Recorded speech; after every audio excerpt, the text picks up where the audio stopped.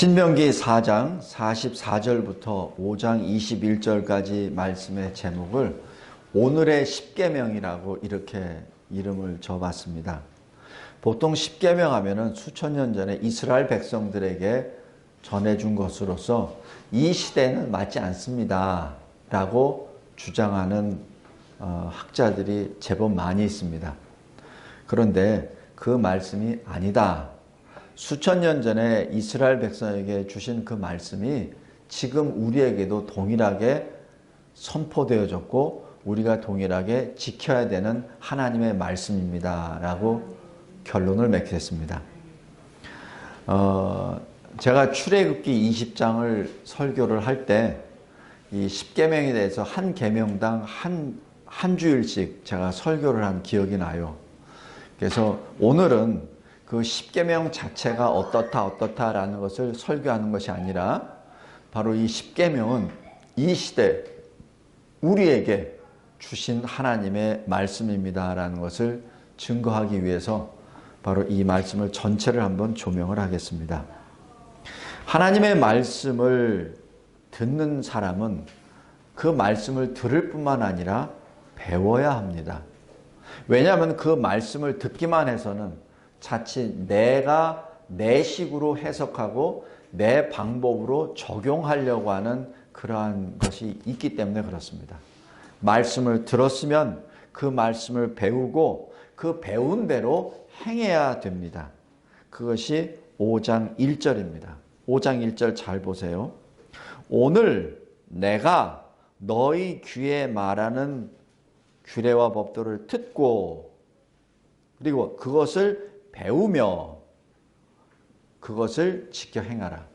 바로 하나님의 말씀을 들었을 때는 그냥 들은 걸로 끝나서는 안 됩니다. 왜냐하면 우리는 그 말씀의 온전한 뜻을 제대로 알지 못하니까. 그리고 내 식대로 해석을 했을 때는 자칫 오류를 범할 수 있기 때문에 하나님의 사람들을 통하여 다시 그 가르침을 받게 되죠. 그래서 교회 내 예배 때 설교가 중심이 되고 그리고 끊임없이 성경 공부를 하는 이유가 거기에 있습니다. 나는 수십 년 동안 말씀을 읽었고 들었기 때문에 나는 괜찮아. 그리고 나 신학교도 나왔으니까 괜찮아. 그거 아닙니다.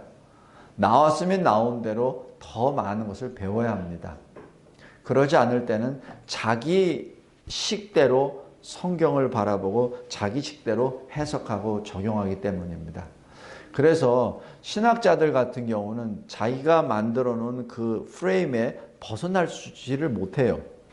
그러니까 제가 이 강의를 할 때도 보면은 누가 제일 힘드냐면은 목사님들 상대로 강의할 때가 제일 힘듭니다.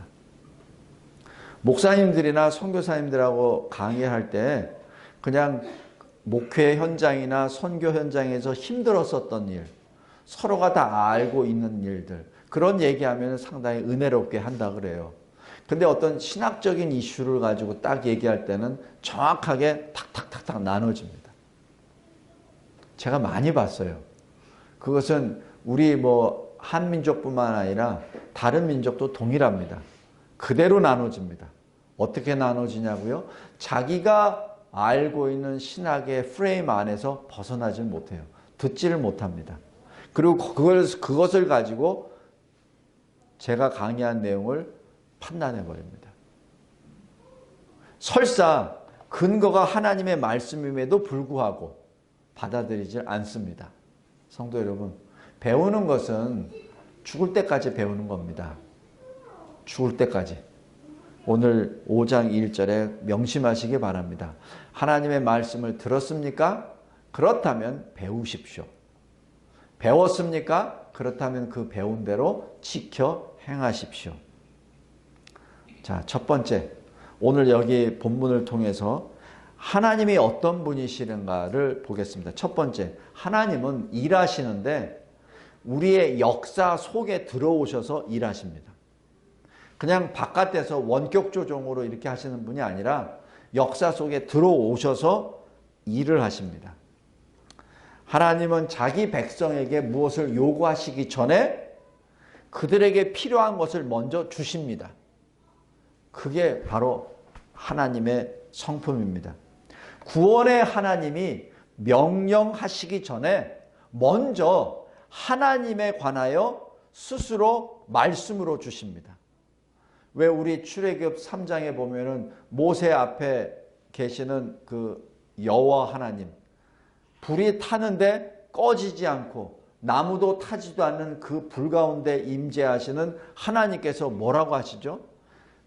너 애굽에 가서 내 백성 인도해내. 그 말씀 주시기 전에 바로 주시는 것은 하나님이 말씀으로 모세를 부르시고 그 말씀으로 모세에게 다 사명을 다 주십니다. 가나안 정복하기 전에 오늘 여기 말씀처럼 십계명을 주십니다.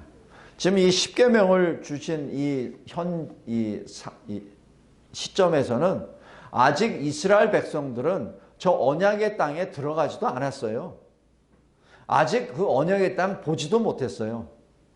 그런데 하나님은 그 땅에 들어가기 전에 자기 백성에게 말씀을 먼저 주십니다. 성도 여러분, 이것이 우리 하나님입니다. 우리가 이 세상에 살면서 여러 가지 의사결정을 해야 될 때가 있어요. 그럴 때 마음대로 결정하지 마십시오. 내가 경험한 걸로는, 내가 50평생, 60평생, 70평생 경험해 본 걸로는 이거 가지고 판단하지 마세요. 하나님의 말씀을 가지고 결정을 내리십시오. 왜냐하면 하나님은 그 말씀으로 우리에게 먼저 주시기 때문에 그렇습니다. 온 이스라엘을 향하여 주시는 하나님의 말씀, 특별히 이 십계명을 통한 이 언약은 유일성입니다. 배타성입니다. 여기 7절, 8절 보세요. 5장. 이 십계명의 1절입니다. 첫 계명, 나 외엔 다른 신들을 내게 두지 말라. 2계명, 너는 너를 위하여 우상을 만들지 말고 그것들에게 절하지 말라. 바로 이것은 하나님이 지금 분명하게 너와 나, 하나님이 하나님의 백성과의 관계를 분명히 여기서 선언을 하십니다. 이 언약은 수정될 수 없는 언약입니다. 왜 수정될 수 없냐고요? 바로 그것이 여기 22절 내용입니다.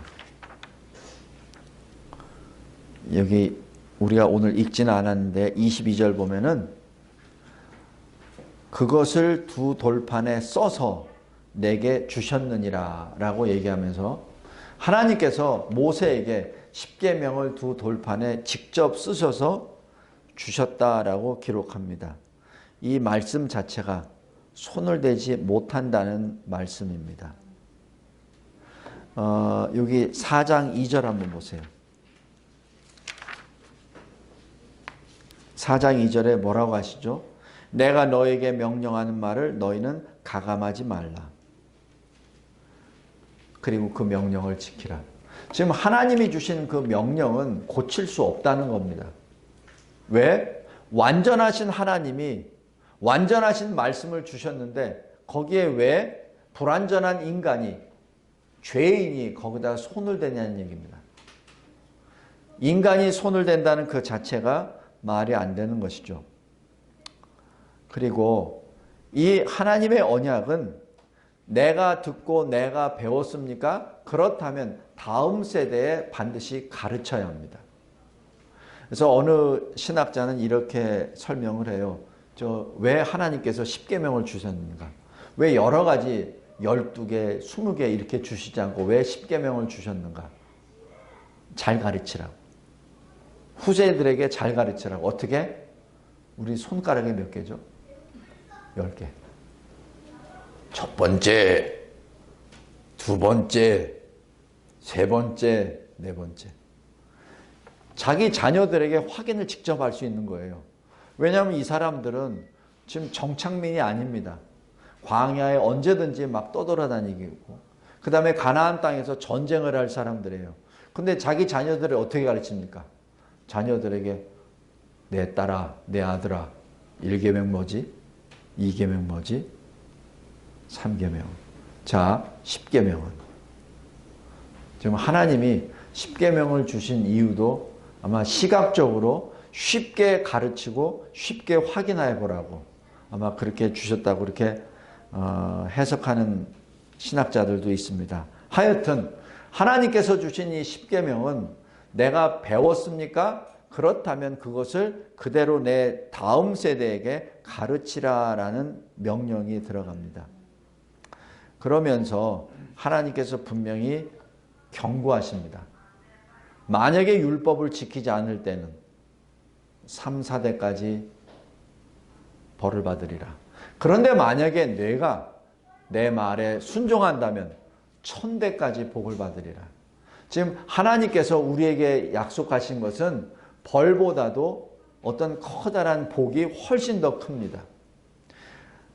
성도 여러분, 잠깐 이 성경을 통하여 하나님께서 우리에게 경고하시는 몇 사람을 보겠습니다.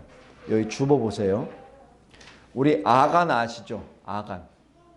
바로 아간은 여리고성을 하나님의 역사로 무너졌을 때 거기 손대지 말라고 한 거거든요. 근데 아간은 그것을 알았습니다. 손대지 말아야 된다는 걸 알고 있었어요. 그런데 눈에 보이는 그 탐심 때문에 도적질을 합니다. 그래서 어떻게 되죠? 아간은 처참하게 하나님 앞에서 죽음을 당합니다. 다음에 기드온을 보겠습니다. 우리 기드온 하면은 기드온과 300용사, 그래서 엄청난 역사를 한 아주 위인으로 굉장히 본받을 사람으로 우리는 늘 알고 있어요. 맞습니다. 그러나 기드온의 노년에는 우리가 본받지 말아야 될 내용이 기록되어 있습니다. 뭐죠? 이 백성들이, 이스라엘 백성들이 기드온에게 우리의 왕이 되소서, 당신의 아들들이 또 우리의 왕들이 되게 하소서라고 해서 왕으로 추대하려고 합니다. 기드온은 뭐라고 하죠? 나는 결코 그럴 수 없다. 왕은 하나님이시다. 거기까지는 좋아요. 근데 기드온이 그 백성들에게 금을 받습니다. 금을 받아서 에봇을 만듭니다. 에봇을 만들어서 자기 집에다 걸어놔요. 그 결과 그 에봇이 올무가 되고 그 에봇이 또 하나의 우상이 되어버립니다. 그래서 어떻게 되죠? 그 기드온의 아들들이, 그 중에 한 명의 아들이 70명 되는 아들을 다 죽여버리잖아요. 왜냐하면 자기가 왕이 되려고. 성도 여러분, 엄청난 비극의 역사가 기드온의 그 올무로부터 시작이 됩니다. 무엇을 말하죠? 제가 수요 예배 때 했었던 것, 거의 그리스도인. 거의 그리스도인. 제가 말씀드렸죠. 은혜와 은사를 잘 구분하라고.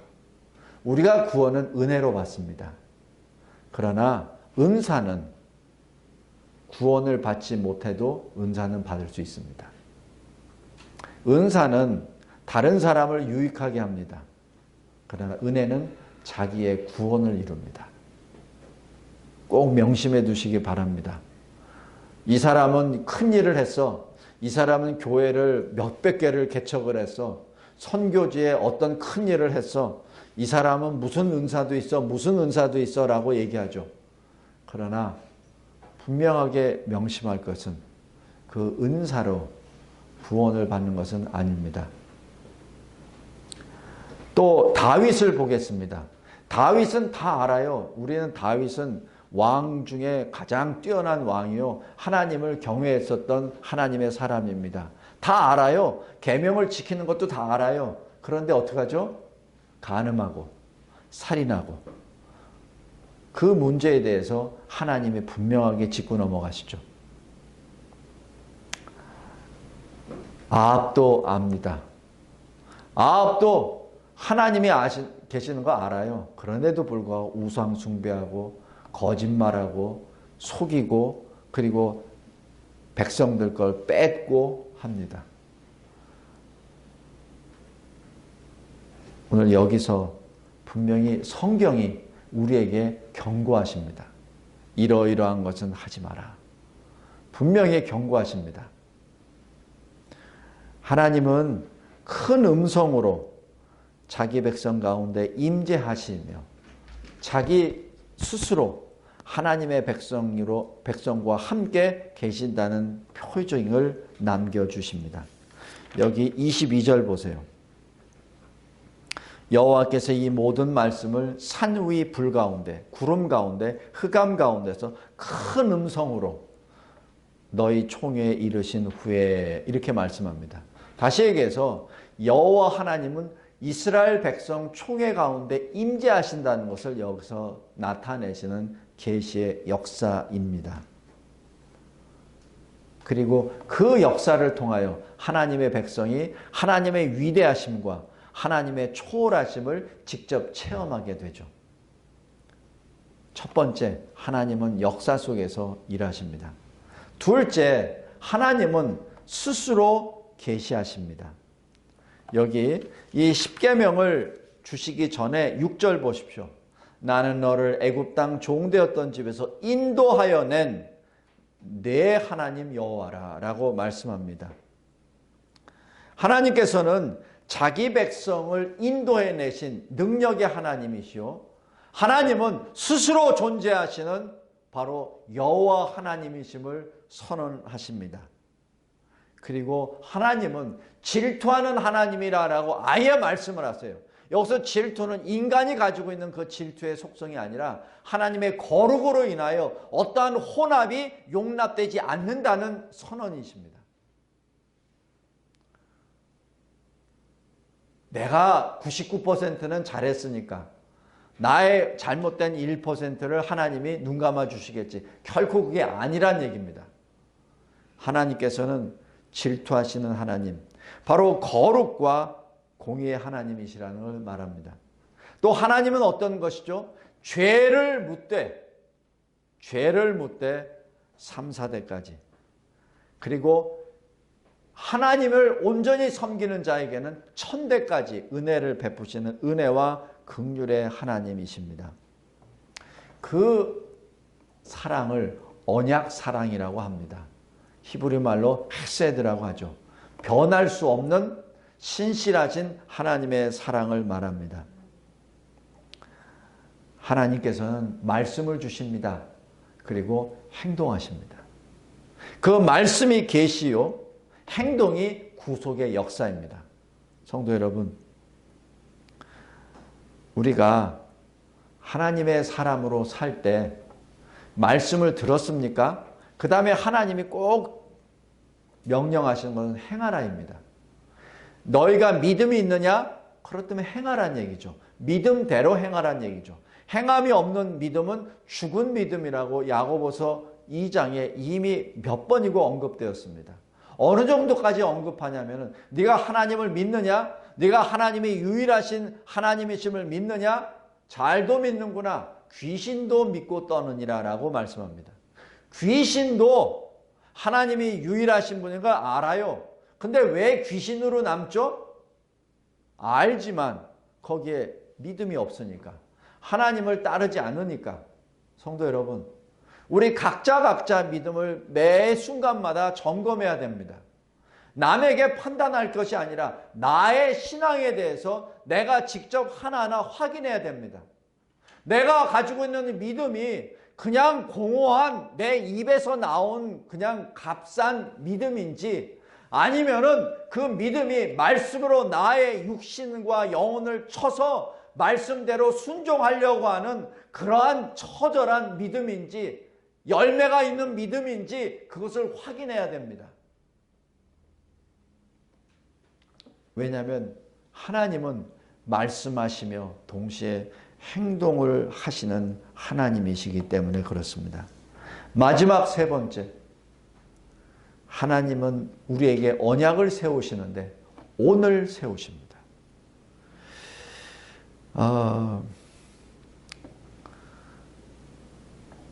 하나님이 주신 말씀, 여기 5장 3절 보십시오. 굉장히 중요한 말씀입니다. 이 언약은 오늘, 우리 조상들과가 아니라 오늘 여기에 살아있는 우리, 곧 우리와 세우신 것이라 라는 말씀입니다. 어느 학자는 제가 책을 보다 보니까 재밌는 표현이 있어서 소개합니다. 십계명이란 무엇입니까? 제조업자의 제품 설명서입니다. 하나님이 제조하셨잖아요, 우리를.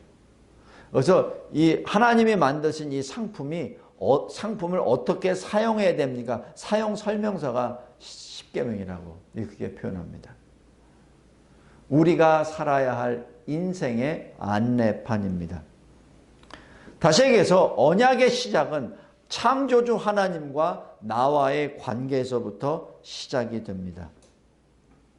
이 십계명을 잘 보면은 십계명 하나하나에 하나님의 성품이 나옵니다. 자, 여기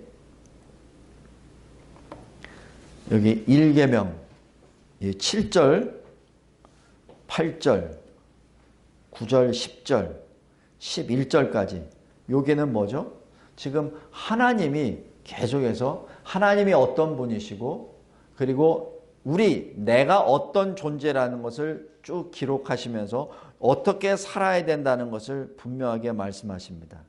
다시 얘기해서 하나님은 혼합될 수 없는 유일하신 하나님이심을 여기서 선언을 합니다.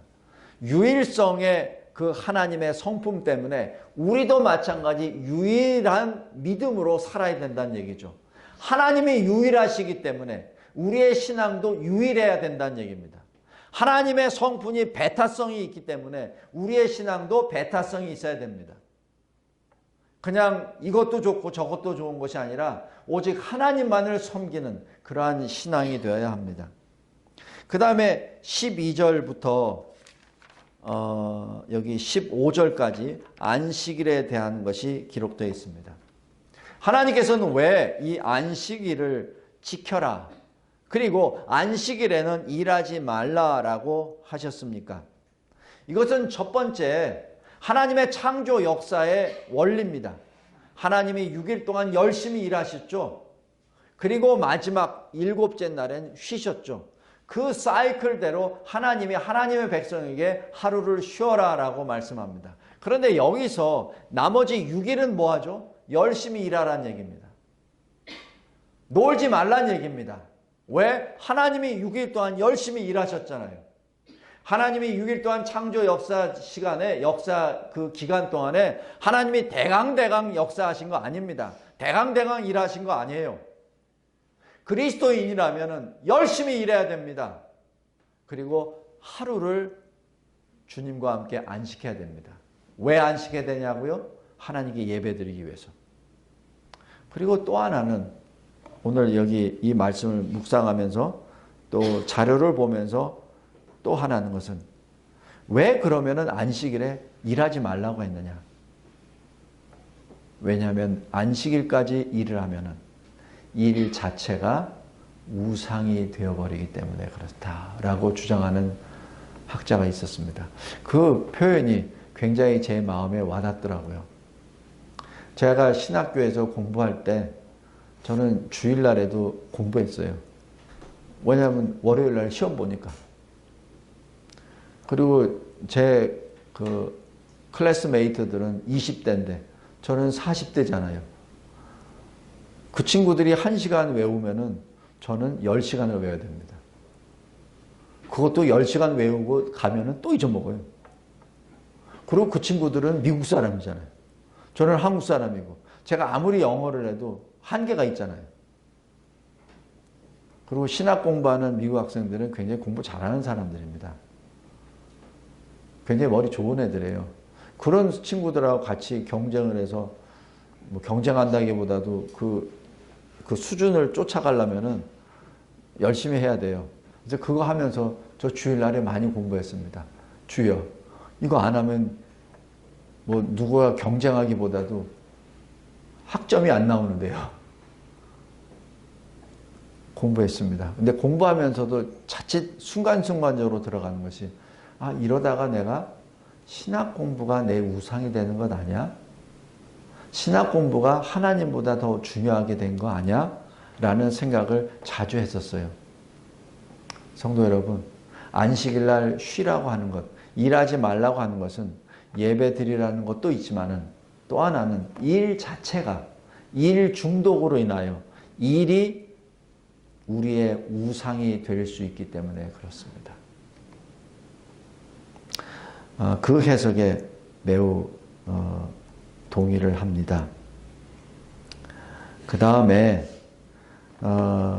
여기 16절, 17절, 18절 보십시오.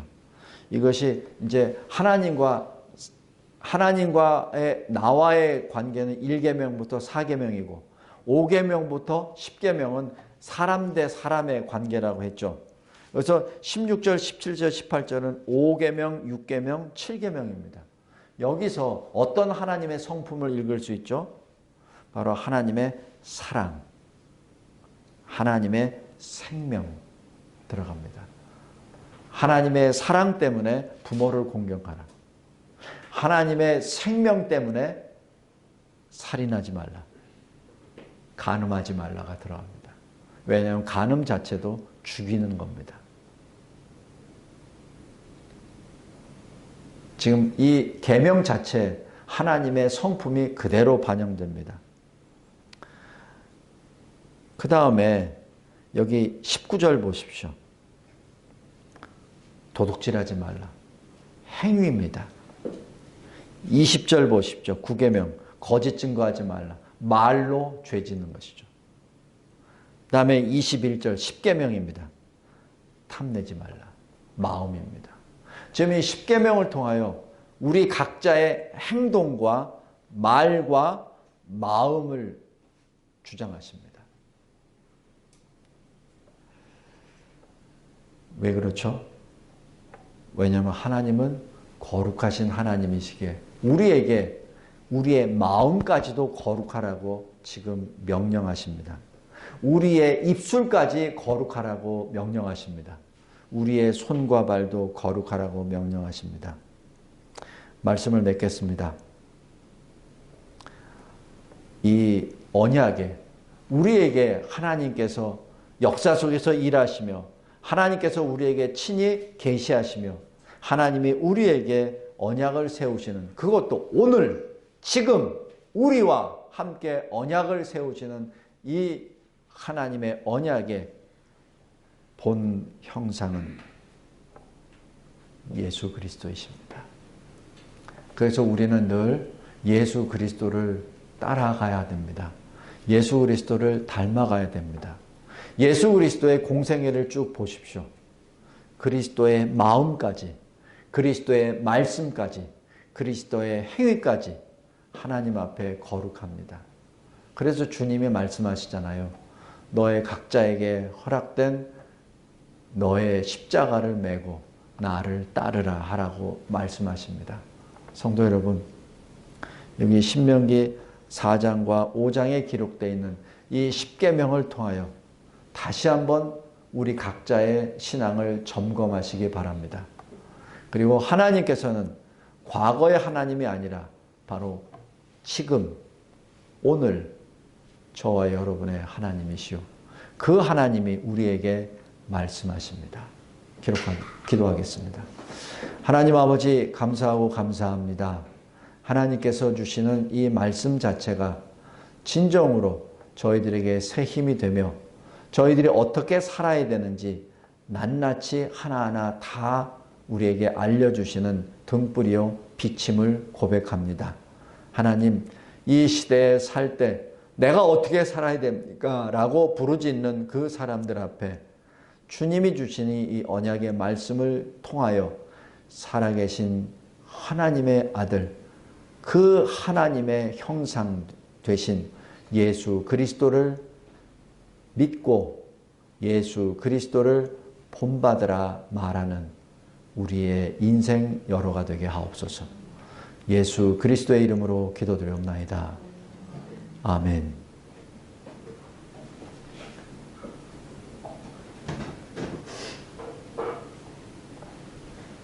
아멘.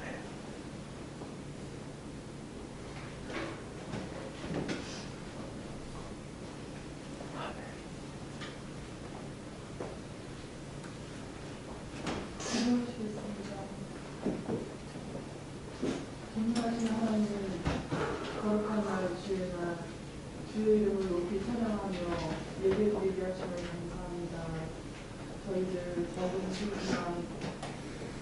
주님 안에서 진리의 말씀을 선포하며 주의 뜻을 따라 살아갈 때 힘과 능력 주시고 이 교회에 주님 부흥의 역사를 이루어 주셔서 주님께서 우리에게 주신 사명을 넉넉히 감당할 수 있는 교회가 될 수 있도록 주님 역사하여 주시옵소서. 아멘. 이 시간